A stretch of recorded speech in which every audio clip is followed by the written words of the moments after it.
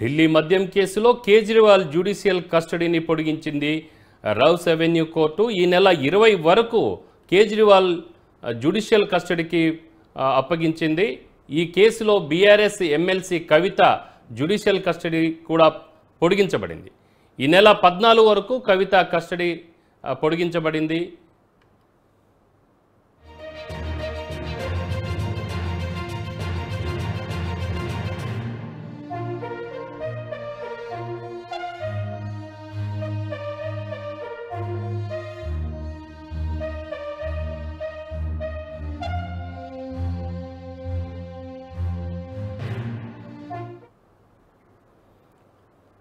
దీనిపై మరింత సమాచారం మా crime bureau chief Krishna phone లైన్లో అందిస్తారు. కృష్ణ, అమరావతి అయితే రౌస్ అవెన్యూ కోర్టులో ఈరోజు కవిత తర్వాత కేజ్రీవాల్ వ్యవహారానికి సంబంధించి కస్టడీ ముగియడంతో వారిద్దరిని కూడా అంటే ఇటు కవితని కోర్టులో హాజరుపరచడం కూడా జరిగింది.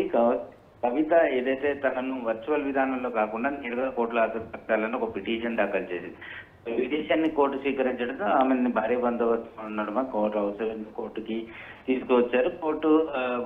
కోర్టు మరో వారం రోజుల పాటు అంటే 14వ తేదీ వరకు రిమాండ్ కస్టడీ పొడిగిస్తూ ఆదేశాలు జారీ చేయడంతో వెంటనే ఆమెని తీహార్ జైలుకి తరలించడం జరిగింది. ఇక అరవింద్ కేజ్రీవాల్ వ్యవహారానికి సంబంధించి కూడా ఆయన కస్టడీ అనేది అంటే రిమాండ్ గడువు పూర్తి కావడంతో ఆయన వర్చువల్ విధానంలో కోర్టు ఎదుట హాజరుపరిచారు. కోర్టు మే 20వ తేదీ వరకు కూడా ఆయన కస్టడీ అంటే రిమాండ్ కూడా పొడిగిస్తూ ఆదేశాలు జారీ చేయడం జరిగింది.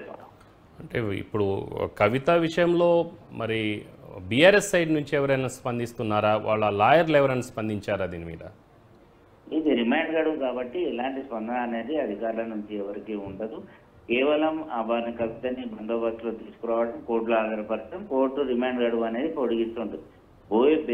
బెయిల్ పిటిషన్ల వ్యవహారానికి సంబంధించి దాఖలు చేస్తే మాత్రమే దానిపైన వాద ప్రతివాదనలు ఉంటాయి. గతంలోనే కోర్టులో కవిత ఏదైతే బెయిల్ కావాలని కోర్టులో పిటిషన్ వేయడం, అటు సిబిఐ కేసులు ఏవైతే నమోదు చేశారో వాటి నుంచి బెయిల్ మంజూరు చేయాలని చేసినప్పుడు కవిత ఏదైతే వేసుకున్న పిటిషన్లను కోర్టు తోసిపుచ్చింది. ఆ తర్వాత ఈ రోజు వర్చువల్ విధానాలు కాకుండా నేరుగా కోర్టులో హాజరుపరచాలని కవిత రౌస్ అవెన్యూ కోర్టులో మరో పిటిషన్ వేయడంతో ఆమెకి కోర్టుకు తీసుకొని భారీ బందోబస్తు కోర్టుకు తీసుకొచ్చి మేజిస్ట్రేట్ ఎదుట హాజరుపరచడంతో మేజిస్ట్రేట్ వారం రోజుల పాటు రిమాండ్ గడువు పొడిగిస్తూ ఆదేశాలు జారీ చేస్తున్నారు. అంటే ఇప్పుడు రిమాండ్ పొడిగించిన దాని ప్రకారం దాని తర్వాత కూడా మళ్ళీ ఇంకేదైనా సిబిఐ కస్టడీకి మరొకసారి తీసుకోవడం కానీ లేదు అంటే మళ్ళీ పొడిగించడం కానీ ఉంటుందా, లేకుంటే బెయిల్ వచ్చే అవకాశం ఏమైనా ఉండవచ్చా మీ ఒపీనియన్ ప్రకారం?